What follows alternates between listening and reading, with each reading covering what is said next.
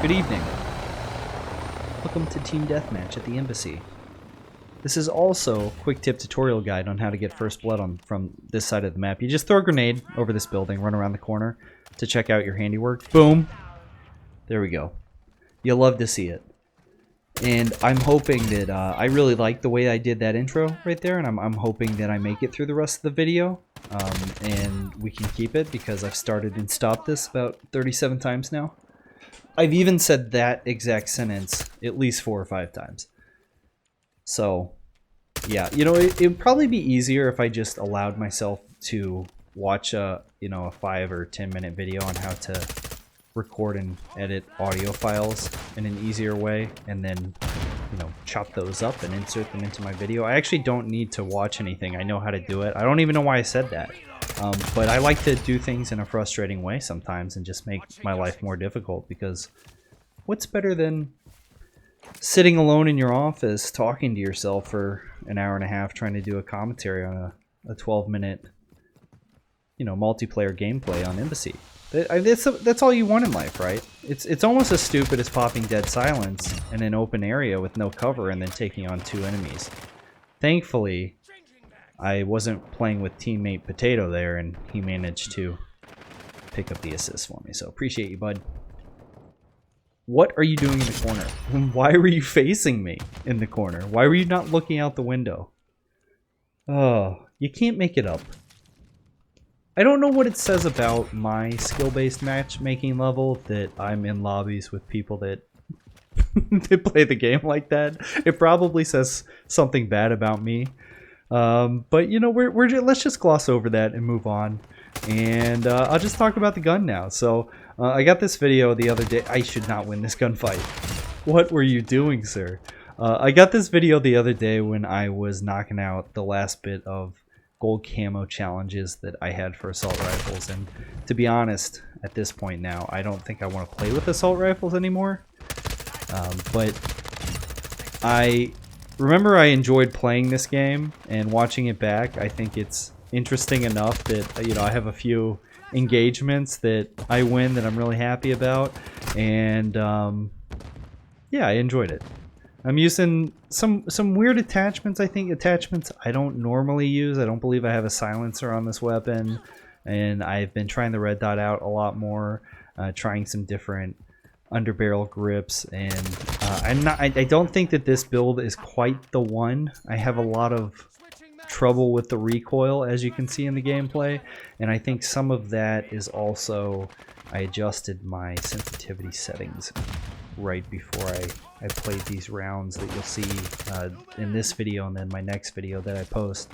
But I have been enjoying the game a little bit more lately, and I think part of that is understanding how people are moving throughout the levels a bit more. And is everyone wearing that skin right now?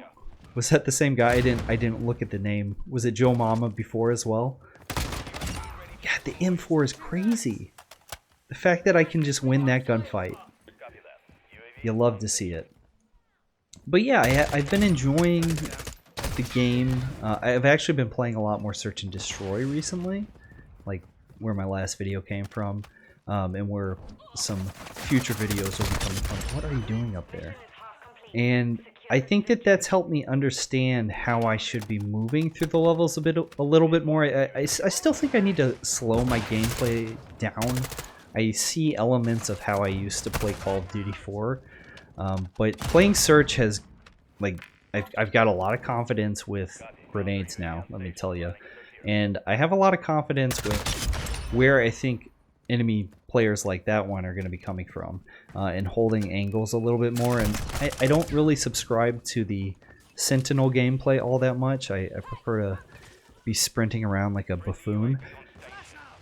But at times it does serve a purpose, and certainly as I get better and more comfortable with where that falls into these maps and the style that other people are going to come with as they play these game modes, I'm able to incorporate that, and I've been a lot happier with it.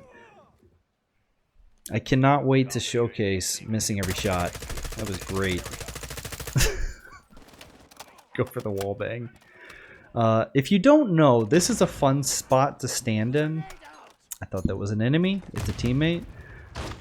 People tend to miss you when they run out of the door, and I'm not sure. You could have heard my teammate running around, but the way the sun is in this level, sometimes people come sprinting out of that door, especially if you're playing like a no respawn game mode. And you can get lost if you're crouching there. You can kind of get lost in the sunlight.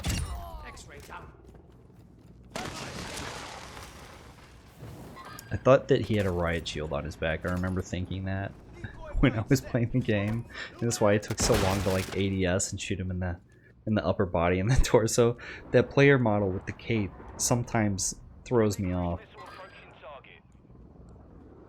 But yeah, I'm kind of curious if I can get to a point where my target acquisition and my knowledge can improve enough that, you know, I consistently can go like a little bit streakier on my kills and not be dying at, you know, 1 or 2.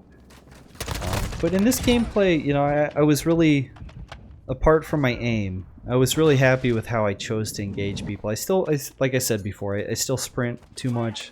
I run through windows and around corners and through doorways that I shouldn't be before I've really determined, you know, as someone here. But I've also been getting more comfortable with movement like this, and I was pretty happy with that target acquisition. A lot of the times I lose people on the maps in the floor still. Like I can't see them. So anyway, like and subscribe for that slide kill and then that double kill right there. I think I earned it, especially if you've made it this far into the video and listening to me ramble and mutter and mumble. There must be something here you like listening to. Lost a kill there with my poor recoil management.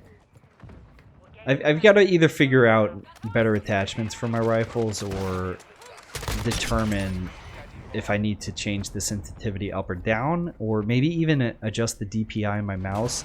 I've had a PC for like the last decade and a half.